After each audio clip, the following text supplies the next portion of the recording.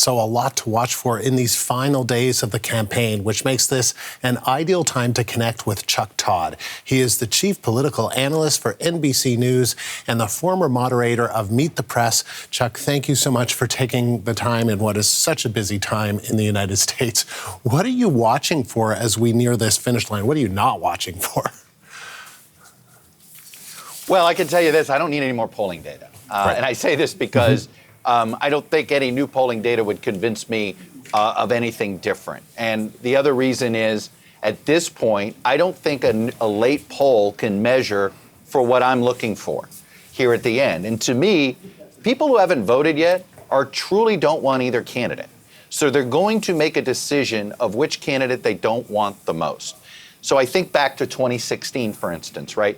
2016, the conventional wisdom is the polls got it wrong. But there was another aspect to that election where the polls just may not have been able to find what the last minute voter was going to do. And there were a ton of voters who didn't like either candidate who decided, you know what, I don't want Hillary Clinton as president, we're going to try the new guy. And that's what I'm looking for. Is there a reverse 2016 effect that ends up benefiting Kamala Harris? When it is, because the last voter we believe is available to either one of them is a Republican who doesn't like Trump's personality. And I think that voter, when you don't, put it this way, when you're having to do something you don't want to do you do it early or do you wait till the last possible minute, get every piece of new information you want to have and do that? And I think these are election day deciders. So that's why I don't need any more polling, because I think the last remaining vote is unpollable. I think these are election day decider votes. And Chuck, you wrote about the ability of Kamala Harris to overperform with older white women and how it could help her in some key swing states in Wisconsin, Michigan, and Pennsylvania, that blue wall. With that in mind, I wanted to get your take on the large number of female voters who've casted their ballots early. What do you think that could mean? Well, look, this is why the Harris campaign has been a bit more optimistic this week than they were last week. The Trump folks are a bit more nervous this week than they were last week. It's because of what we're seeing in this early vote. And there's some other data that indicates on one campaign that I've talked to that even some of these Republican women that have showed up in early vote, they think maybe Harris voters. So look, we'll see. Obviously, we have to wait till the actual votes are counted. But obviously, if more, here's some simple math on this election. If Kamala Harris wins this election, it'll likely mean she won women by a greater margin than Donald Trump won men. If Donald Trump ends up winning this election, it will mean they both had about an equal gender gap advantage. She needs to have a greater advantage among women than he does among men to secure victory. And if that's the case, I do think it benefits her more in the 3 northern states than it does in the 4 Sun Belt states. That is super interesting. All right, so let's get into some of the states, though, and the key states that are needed to win. What if either candidate wins the key states of North Carolina and Pennsylvania? Do you think that will be the next president? That person will be the next president? I think that's a simple way to do it. And the reason I single out those 2 states is because they also happen to be 2 states where I think we will have the results by sunrise Wednesday morning. I'm not saying it'll be on election night itself, but I think by sunrise Wednesday morning, we'll know who carried both states. And if the same candidate carries both, that's checkmate.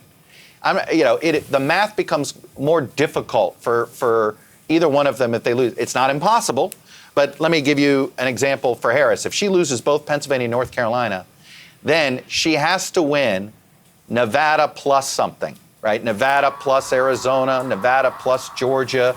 And in Georgia and Arizona, she's consistently trailed. Not by a lot, but in the same way that she's consistently been ahead in places like Michigan and Wisconsin over Trump, not by a lot, right? So it just gets that harder. If they split those 2 states, North Carolina and Pennsylvania, then it's a guarantee we are going to have to wait for the western states to finish counting. And Arizona and Nevada in particular, they're going to each take a week to at best, and maybe even longer, especially if the presidency is on the line, depending on how that vote count goes. I want to ask you, Chuck, something that we've been talking about in our newsroom, and that is, what if Kamala Harris does win but Donald Trump, and he seems to be suggesting this more and more, that if he doesn't win, well, the election has been stolen or it's been rigged, and, sort of suggesting that there might not be a concession. Sure. What could that mean? I'm not as worked up about this because, I mean, that's what he does, right? The very first race that he participated in as a candidate for president were the Iowa caucuses. He lost to Ted Cruz, and he claimed Ted Cruz cheated. He has never accepted a loss anywhere. In 2016, he won the election. Hillary Clinton conceded, and he didn't accept the premise that Californian voters voted in as great a numbers as they did for Clinton, giving her the popular vote victory. So the point is I don't know if his, the old sort of crying wolf, right? I don't know if, he always does do this. And then when you look at the mechanics, when you look at I don't think he has any MAGA allies in key places that could gum up the works. And that's ultimately, I think he may have a lot of bravado. He may say a bunch of stuff. There may be a bunch of Elon Musk tweets and things like that. But I cannot see where he would actually be able to gum up the works. I know some people have some fantasy dystopian scenarios, but when you look at reality, who's in charge of certification, how the court fights go, it will be noisy, but I don't think it'll be disruptive. Chuck, it's so good of you to take the time. Such a fascinating, historic time that we're watching, but appreciate this very much. Thank you. I know. We're the elephant that you're hoping doesn't roll over on you, right? I get it. It is a thing, yeah, up here. Chuck, thank you. Chuck Todd of NBC News in Washington.